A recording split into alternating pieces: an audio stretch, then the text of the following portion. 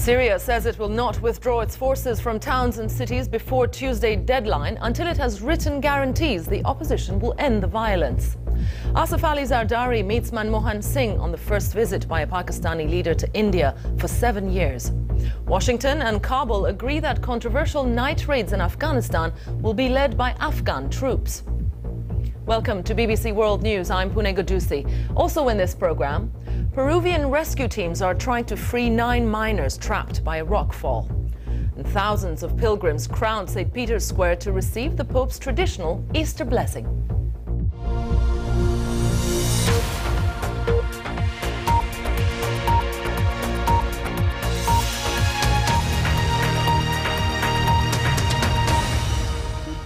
Hello and welcome. Syria's government says it will not withdraw its forces from towns and cities until it has seen guarantees that opposition forces will do the same. This comes 2 days before the Tuesday deadline for a planned ceasefire backed by the UN and the Arab League. In the last hour, UN mediator Kofi Annan has called the increase in violence in recent days unacceptable. Meanwhile, opposition Syrian activists say several areas of the country have suffered heavy bombardment this Sunday, including the suburbs of Khaldiya and Al-Qusur in Homs. As many as 160 people were killed across the country on Saturday. Our correspondent Jim Muir is monitoring the events in Syria from Beirut in neighboring Lebanon, and he joins me now. Jim, this throws the planned ceasefire into a bit of a disarray. Is it really unexpected, or is this what had always been planned? Well, I'm not aware of what's going on between Syria and Kofi Annan, but the Syrian government is saying it was expecting from him written guarantees that the armed opposition would cease fire, hand over their weapons, and join a dialogue that would then get off the ground. They're also looking for guarantees that Saudi Arabia, Qatar, and Turkey will stop, as Damascus says, arming and financing what it calls terrorist groups. So, as I say, I'm not party to what's going on behind the scenes and whether this was part of the dialogue between Mr. Annan and Damascus, but it seems to be coming a bit out of the blue at a time when the escalation on the ground appeared to be suggesting that the Syrians did regard, the Syrian government that is, did regard Tuesday as a bit of a deadline, and they were trying to improve their position in advance of that. But as you say, this turnabout, this development certainly throws in doubt the whole timeline, if not the entire philosophy of the Kofi Annan peace mission. Thank you, Jamur in Beirut. And joining me now from Istanbul is Mohammad Bassem Emadi, who was former Syria's ambassador to Sweden and is now working for the Foreign Liaison Department of the Syrian National Council. Mr. Emadi, does the Syrian National Council have any reaction? Have they made a decision how to react to the latest government words? Well, actually, we have expected that from the regime. It's not the first time that the regime retracts its position on vis-à-vis any political solution. You know, this is a clear evidence now that the Assad regime will never accept any solution short of maintaining his grip on Syria. And I think it's high time that the international community realize that Assad will not change the course of the suppressive solution he has been following from the very beginning of the uprising. You know, the Prime Minister of Qatar told him that before, and others also told him that he should stop maneuvering. This is another maneuver that is coming up. You know, the problem is that the opposition leaders are going to Brussels soon to sign the agreement with Annan, and I think that Assad knew about that and tried now to retract himself from the promises he made, because at the beginning he thought that the opposition will not accept this initiative, and he wanted them to be blamed. But now that they accepted the plan, but excuse me, Mr. Emadi, does that mean that the Syrian National Council is not accepting to sign these guarantees and put it in writing to the government within the next 2 days? You see, the leaders of the opposition are invited to Brussels to discuss the issue and sign the agreement, and the National Council has in principle accepted the plan. But now if the Assad regime wants to put impossible conditions, this is only a ploy to reject the whole plan. It's very obvious, you know. Thank you very much, Mr. Mohammad Bassem Emadi. Reports from Nigeria say at least 18 people have been killed in a bomb attack in the northern city of Kaduna. Authorities say 2 car bombs exploded near a church in a busy area of the city. Security has been stepped up in Kaduna in recent days following warnings by the Islamist sect Boko Haram that it would attack the city. The army in Pakistan says it had not yet found any survivors from the avalanche which swept through a base in the Himalayas on Saturday. More than 100 people are missing under 25 meters of snow. Members of Colombia's biggest rebel group, the FARC, have killed at least 6 soldiers in a military checkpoint in the northwest of the country. The attack comes just hours after the rebels uploaded a video message denying claims by the military that they'd been weakened. The President of Pakistan, Asif Ali Zardari, has been meeting the Indian Prime Minister in Delhi. It's the first visit to India by a Pakistani head of state for 7 years. Officially, it's a private trip, but Mr. Zardari had talks with Manmohan Singh during a lunch at the Indian Prime Minister's residence. This is what he had to say to reporters after that meeting. Stepping onto Indian soil for the first time in 7 years. Accompanying the Pakistani president, his young son and political heir Bilawal Bhutto on his first ever visit to India. This was billed as a private trip, a religious pilgrimage to one of South Asia's most famous Muslim shrines. But it had all the trappings of something much more. President Asif Ali Zardari met the Indian Prime Minister Manmohan Singh for one-on-one talks without aides before the 2 leaders retreated for lunch. Both of them said they were very pleased with the exchange. And then President Zardari was on his way to Ajmer, 350 kilometers south of Delhi, to offer prayers at the shrine of a revered Sufi saint. President Zardari's visit to Delhi ended almost as soon as it began. But given the state of relations between India and Pakistan over the past few years, even this has been seen as a welcome move. Nothing much was expected from the meeting, nothing substantial emerged, but the President did issue an invitation to Prime Minister Singh to visit Pakistan in the near future. Relations between India and Pakistan have never really recovered from the 2008 Mumbai attacks. Delhi still accuses Islamabad of harbouring those who plotted it. But over the past few months, the 2 sides have begun focusing on improving trade, especially along their land border. Many hope that if economic ties can improve, then politics can follow. Sanjay Majumdar, BBC News, Delhi. Afghanistan's government says it's reached an agreement with the US on how night raids in the country will be carried out in the future. The US says night raids are key to catching Taliban commanders, but they've been a constant source of tension between the parties. The deal has officially been signed off at a ceremony in Kabul in the past half hour. The BBC's Bilal Sawari joins me now from Kabul. Bilal, what is the difference now? Is it just that the command of these night raid operations will be under the Afghan troops, or just the fact that they will be allowed to go on those missions? What the Afghan officials are saying, that this is the Afghanization of all special operations, including nighttime operations. They say these operations will be led by Afghans, that Afghans would be in charge of detaining prisoners, suspected insurgents, that they will be in the custody of Afghans, and NATO and US special forces would only be in supporting role, providing intelligence and other support in the field. But how capable are the military of Afghanistan right now to be able to take over such operations? Well, the reality is that the Afghan forces still rely heavily on NATO and US special forces. For example, the special type of helicopters used in these operations are something that the Afghan government simply does not have. Intelligence sharing, the transportation of forces. So the Afghan forces are still heavily dependent on their NATO and US allies. It has to be said that American officials have not commented. They have said they'll only comment after the document is signed.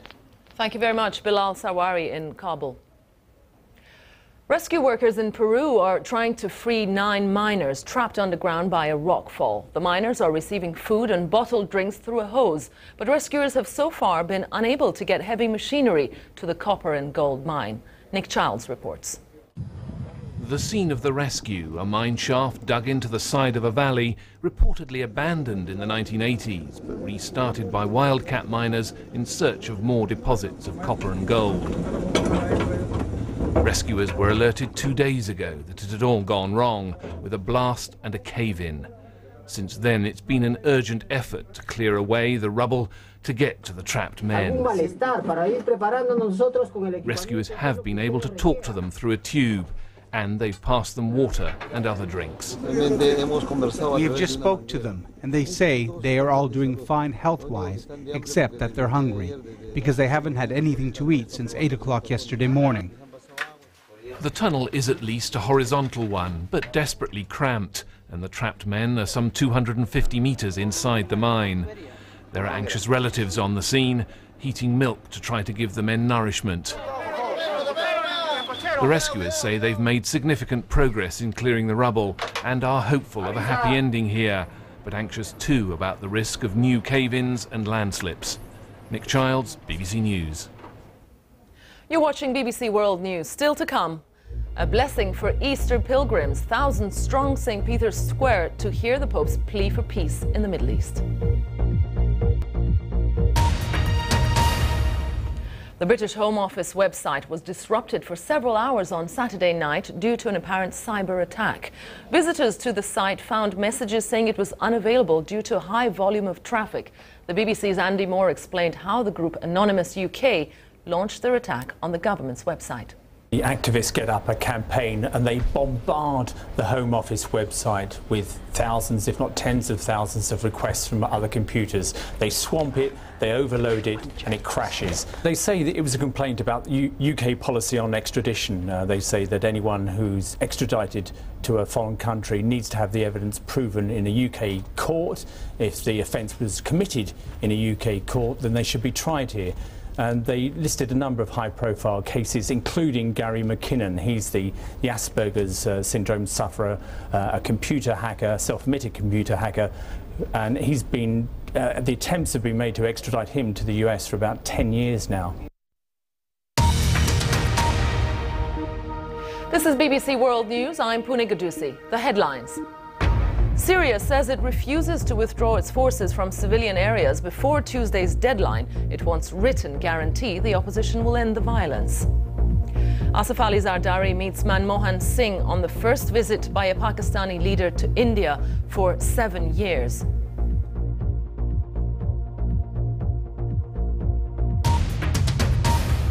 Let's go back to that story, the visit in India. And Jawed Naqvi is in Delhi, correspondent for the Pakistani website dawn.com. He joins me now live via webcam from Delhi.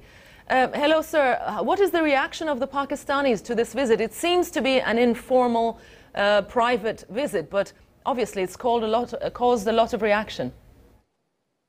To begin with, there was a problem with his departure because there were some opposition parties that were not happy about the plan. So, because there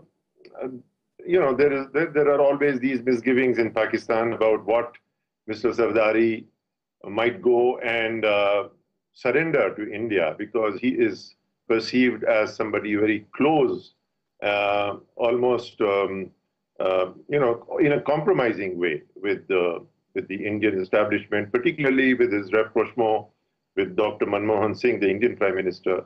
The army and the right-wing opposition in Pakistan is rather apprehensive when it comes to this kind of visits. So there was some reaction, but I think finally the Prime Minister of Pakistan and the army chief and the president met, and there were some briefings and debriefings, and then there was this visit.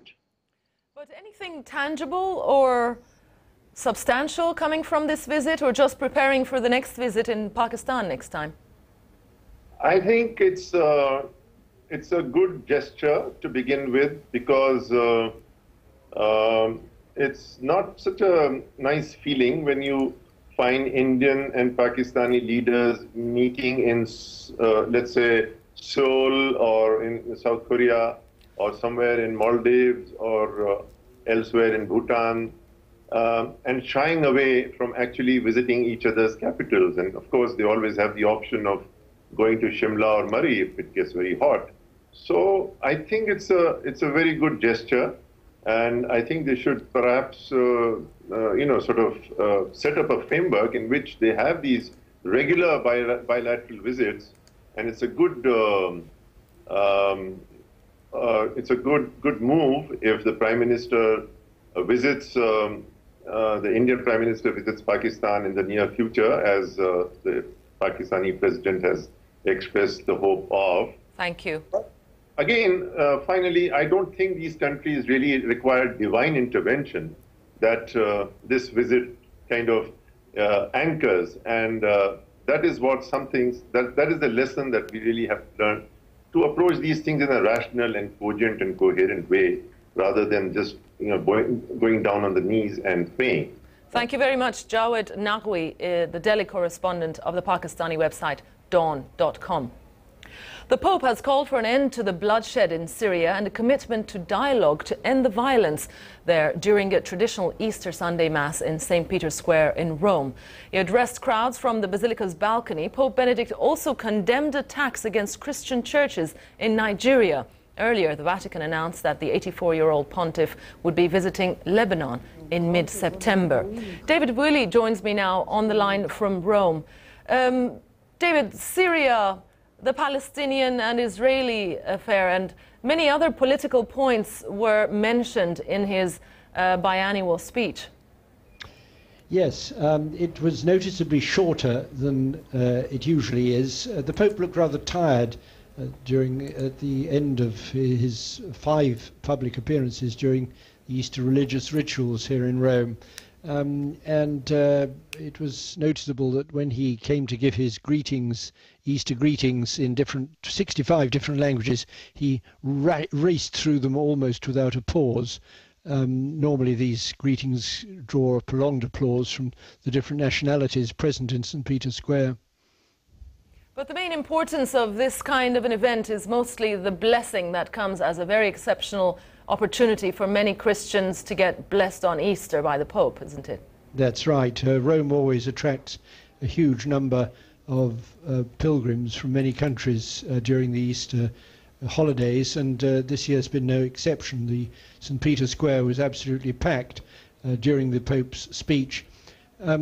Basically, he concentrated on the conflict in the Middle East, the lands where Jesus Christ lived and died, and he particularly, I think interestingly, called on the regime in Syria to try to heed international demands to end the bloodshed there.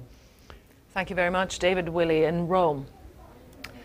Now, as far as job interviews go, they rarely get as high-powered as this one. The World Bank is looking for a new head, and on Monday, the bank's executive board is going to talk to the first of the 3 candidates going for the job. Nigeria's finance minister, Ngozi Okonjo-Iweala. The favorite remains the Korean-born American Jim Yong Kim, since he's backed by the Americans and they traditionally get to hold the post. But Ngozi Okonjo-Iweala has the backing of some former World Bank employees. Our correspondent in Nigeria, Mark Lobel, has spoken to Mrs. Okonjo-Iweala about her humble beginnings, life during the Biafran War, and her high ambitions. I actually started my life in the village, living with my grandmother, because my parents both went abroad to study. So I lived with my grandmother in the village till I was from the time I was 1 till I was almost 9 years old, before my parents came back. And in those days, this easy travel around the globe was not the case. Remember, this was in the 60s. And so they were gone for almost a decade before I really saw them and knew them. And so my grandmother brought me up in the village, and I did everything a village girl would do: fetch water, go to the farm with my grandmother, all the chores. I saw what poverty meant to be poor at first hand. But we lived a life of war. We had 1 meal a day, We ran from place to place. We sometimes had to sleep on the floor, in a bunker, different places. One really saw what it meant to suffer hardship. I myself was almost killed once during an air raid. What happened during this air raid attack? We were supposed to take cover at the side of the house. It's very vivid, and we threw ourselves down on the ground, and there was a young man who threw himself down next to me, and he got a bullet at the side. He didn't die, but I think if he hadn't been next to me, I would have gotten it. But those experiences of the war really taught me, one, I can take hardship, I can sleep on the cold floor at any time, can also sleep on a feather bed. You're a crucial part of the economic reforms that need to take place in Nigeria. It must have been a really tough decision for you, just 9 months into your job now, to walk away from that knowing that you're a central part, that if you got this job, you wouldn't be there to see it through. If I can just put it to you as one businessman put it to me, he described it as unpatriotic. I don't think there could be anybody as patriotic as myself. Do you know how many times I've come home to give service? This is the 3rd time. How many people in the diaspora, even how many people in the private sector would do that? So I wasn't even thinking of this. I was not seeking it, but it happened. And I'm very, very honored that the continent thought me worthy, that President Goodluck Jonathan thought me worthy to be nominated for this job. Historically, a European gets the IMF job, an American gets the World Bank job. When you go to your job interview on Monday, what are you going to tell the panel to break the mold and tell them it's Africa's turn? I think what we need to focus on is that the job should be open to competition from any qualified member, any qualified individual from the member countries, the shareholders of the World Bank group. The shareholders, the G20, they all said they want to open up the process to be a transparent, merit-based process. And so it's not necessarily this is Africa's turn or developing countries' turn or American turn or UK turn. No, what we're saying is let us have this open merit-based process. The bank deserves the best leadership it can get. Let us compete. Again, I'm not afraid of competition. I think it's a good thing. And American deserves, as a Nigerian, as an African, as an Indonesian, as a Malaysian, to lead the bank if they are qualified. Voting is taking place in presidential elections in the former Soviet region of South Ossetia. It's the 4th time in the last 5 months that South Ossetia has tried to elect a leader.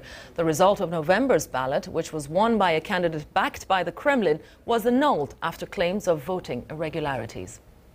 Sports now, and in golf, Sweden's Peter Hansen is the leader going into the last round of the Masters in Augusta. A flurry of late birdies saw him go round in just 64 shots, leaving him on 9 under par. That puts him 1 shot ahead of former champion Phil Mickelson, who shot a 66. Louis Oosthuizen and Bubba Watson are just behind, while Podrick Harrington and Lee Westwood are in a group 5 shots off the lead. But there's little chance of a Tiger Woods comeback victory. A level par round means he's now 12 shots behind. Teams representing the 2 British universities, Oxford and Cambridge, have been racing boats on the Thames since the 19th century. But there haven't been many contests like the latest one. The crews had to come to a stop when a protester swam between them, and when they eventually resumed, a clash of oars meant one boat was too damaged to have any chance of winning. Julie Massiter has the story. There's little to choose between them. That's the steps. It was a nail-biting race. The Oxford and Cambridge crews side by side, more than 10 minutes in, when the event was stopped. What's happened? Cambridge stopped. A swimmer spotted between the 2 boats. A man has been charged in connection with the incident. Trenton Oldfield is a campaigner who runs a blog called Elitism Leads to Tyranny.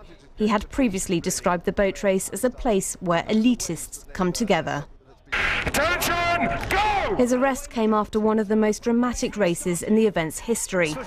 Shortly after the race had been restarted, a clash caused an oar in the Oxford boat to break, and Cambridge easily won. Controversy will dot this race about the intruder, about the... One of the losing team's exhausted rowers, Alex Woods, collapsed at the finish line and was taken to hospital. But he's said to be doing well and is expected to make a full recovery. The president of the Oxford University Boat Club said his team had had the culmination of their careers taken from them. Other critics are asking how the swimmer managed to get so close to the cruise, raising concerns about security ahead of the Diamond Jubilee and this summer's Olympics. Julie Massiter, BBC News. And now something which is perhaps every presenter's nightmare. What happens when protesters manage to break into the studios? This was Friday evening's broadcast on Epiros TV1 in Greece when left-wing demonstrators started to throw eggs and yogurt, as you see, as presenter Pantagiotis Vouras. They say they were protesting against an interview which he'd carried out the previous week with a neo-Nazi party spokesman. Mr. Vouras wasn't harmed. He says he won't be deterred from interviewing who he chooses on his show. And I'll be keeping an eye on the door today. Let's get the latest headlines with our 1-minute news summary every hour. You can watch the news unfold at bbc.com/news. Also on the website, there's more on our top stories. Syria's government saying it will not withdraw its forces from towns and cities until they have written guarantees that the opposition forces will do the same. Hello there. There is some rain in the forecast for parts of South China where we are suffering from a severe drought, all down to this large area of cloud that you can see on the satellite image, bringing that wet weather to southern parts of China. To the north of that, a lot of dry, settled weather on the cards. So some sunshine across northern China, the Korean Peninsula and for Japan, but there will be a few scattered showers that are blown in from the Sea of Japan, mainly affecting western coast, further south, a bit more in the way of brightness. Still warm and bright for Beijing too, but there could be some rain in Shanghai on Monday, mainly light downpours of rain here, heavier rain towards Hong Kong. So a bit of a disappointing day to come, and there'll be a scattering of showers through northern parts of Vietnam, central Thailand too. Just 1 or 2 light showers across the Gulf of Thailand, but head further south and we are forecasting some heavy thundery showers for Kuala Lumpur, particularly by Monday afternoon. In terms of international travel for the major airports then, dry and quiet for Seoul, but for Taipei, Shanghai and Kuala Lumpur, there is some rain and some heavy showers around too. The rain will extend a little bit further north as we head through Tuesday in towards South Korea there, 16 Celsius or so at best. Further south, plenty of more scattered showers. That's how it's looking. More details online.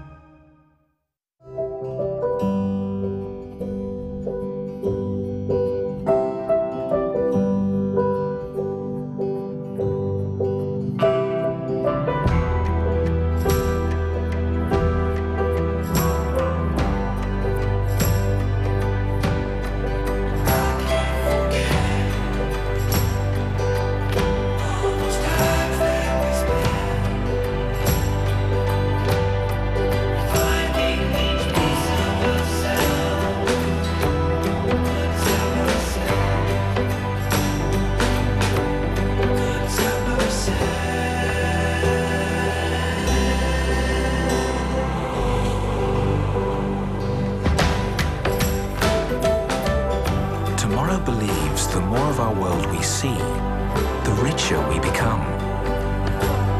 Fly Emirates. Hello, tomorrow. Don't forget, we've got another episode of World Football Focus for you this weekend, coming up on BBC World News. As ever, we'll have the big-name interviews, insight and analysis from our premier pundits, and we'll cover all the stories making the headlines across the globe. It's all coming up on World Football Focus. On a special edition of Newsnight this week, I report from Burma. Pro-democracy leader Aung San Suu Kyi celebrates election victory.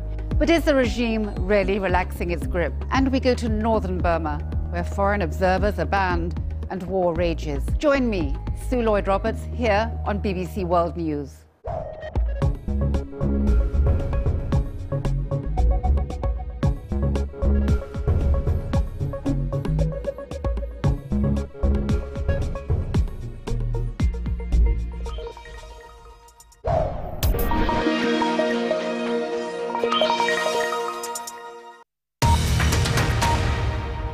The latest headlines from BBC World News. I'm Pooneh Ghoddoosi. As bombardment of civilian areas continues in Syria, the government in Damascus is refusing to withdraw